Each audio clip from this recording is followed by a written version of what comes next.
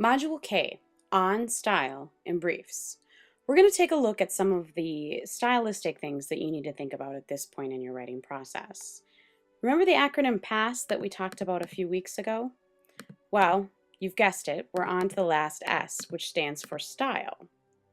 Now it's a matter of making sure that you have the logical organization, flow, and are writing persuasively. The first thing we want to look at are footnotes. According to one circuit court judge, if footnotes were a rational form of communication, Darwinian selection would have resulted in the eyes being set vertically rather than on an inefficient horizontal plane. Essentially, the judge was getting at the fact that he doesn't want to have to keep looking back and forth from the top of the page to the bottom of the page to try to figure out what you're trying to say. So think about it. How important is what you have to say?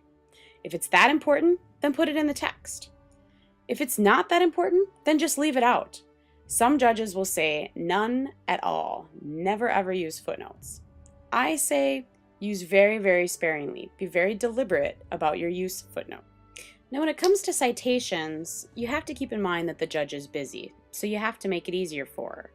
Find the points in case law and in the factual record that will prove your argument.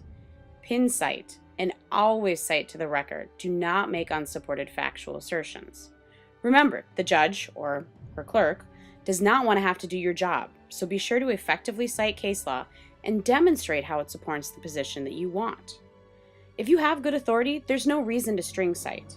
If it's a case of first impression, particularly with a circuit split, then you probably will find yourself string citing, and that's perfectly fine. Make sure that you discuss your best cases in detail. Use parentheticals for the rest of your cases.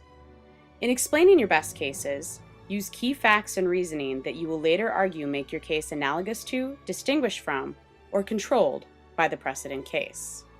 When it comes to quotes and block quotes, quote specific words or language if it's helpful to the court. Simply summarizing it may gloss over nuance. But avoid too many quotes. A good rule of thumb is, if you wouldn't say it, don't write it.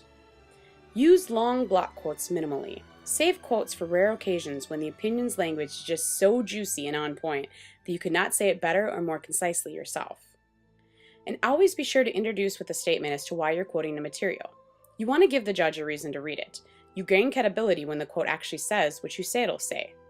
Plus, if the judge does skip the quote, then your intro alone will still get the point across. Brian Garner once said, "The chief aim of the novice legal writer is to acquire legal language. The chief aim of an adept legal writer is to shed it." How often do you find yourself writing adequate number of, in the event that, due to the fact that, at this point in time, in the instant case? The point is, you need to avoid legalese. Another thing you have to look at when it comes to style is word choice. You want to use concrete over abstract words. Abstract words will result in vagueness. The statement for the professional services which you will find enclosed herewith is, in all likelihood, somewhat in excess of your expectations. What is that even saying?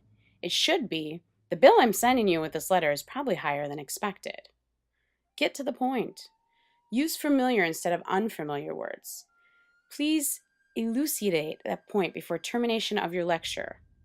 Why not just say, please explain that point before the end of your lecture? Use specific words over general words. Instead of a facility, call it an office building or a laundry. Instead of several, give the exact number. Instead of the vehicle, specify car or truck or SUV. Use short words over long words. Numerous becomes many. Referred to as becomes called.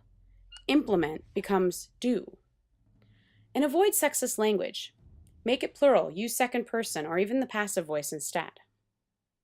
Use the words that mean what you intend. Use the right meaning of the word. What about affect versus effect? Affect is a verb meaning to have an effect on or influence. Effect is a noun that means the result or consequences. Amid versus among. Amid is to be used with mass nouns such as amid confusion. Among is to be used with count nouns such as among people. Finding versus holding. A finding is a determination of an issue of fact. A holding is a determination of an issue of law. And motion versus move. Motion is to signal by movement or gesture. Move is to make a formal request, application, or appeal. One moves the court for relief. One does not motion the court. You also need to be aware of other stylistic issues and errors that are commonly noted by judges. First, it's that the brief is too long. One of the judges on the Court of Appeals always used to say, Judge Kalatowski, "It's not that you've got to say something, but that you have something to say." He always told us to keep our sentences to 25 words. It's important that you know when to stop. The time to stop is about 40% sooner than you think it is. And the time to begin is about 40% later than you think it is. So really, your brief or oral argument should be about 20% of you initially planned.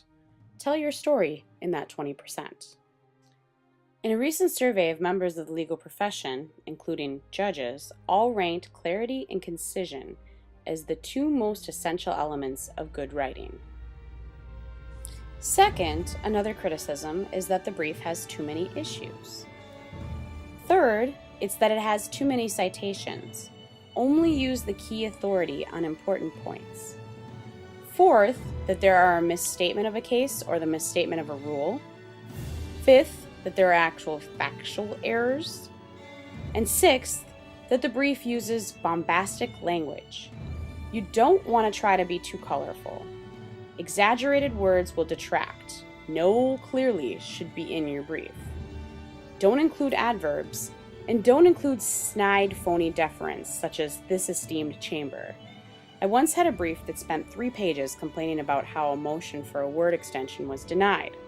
Rather than get to the point, the brief went on to talk about how, despite the fact that it didn't have enough room to make the arguments, that surely the esteemed judges of the appellate court would still be able to make the right decision anyway. Obviously, the judges immediately saw through this, and it only served to make a bad brief appear even more terrible. So keep these tips and the other stylistic issues previously mentioned in mind, not only as you write your brief, but also as you begin to edit your brief.